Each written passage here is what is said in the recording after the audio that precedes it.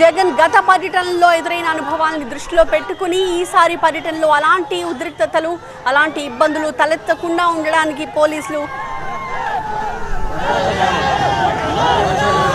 చర్యలు తీసుకున్నప్పటికీ మళ్ళీ situation tense గానే కనిపిస్తోంది.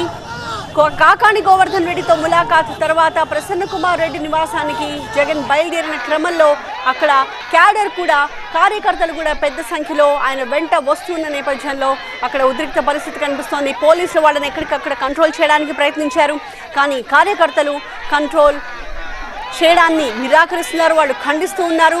జగన్ వెంట తాము వెళ్లడానికి అనుమతించాలంటూ పోలీసులతో వాళ్ళు వాగ్వాదానికి దిగుతూ ఉన్నారు.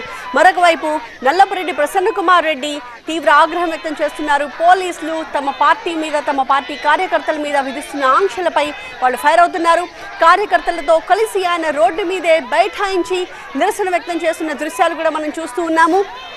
తామంతా కూడా శాంతియుతంగానే ఉన్నాం, కానీ పోలీసులే లాఠీ చార్జ్ చేసి సిచ్యువేషన్ని ఉద్రిక్తంగా మార్చారంటున్నారు ప్రసన్న కుమార్.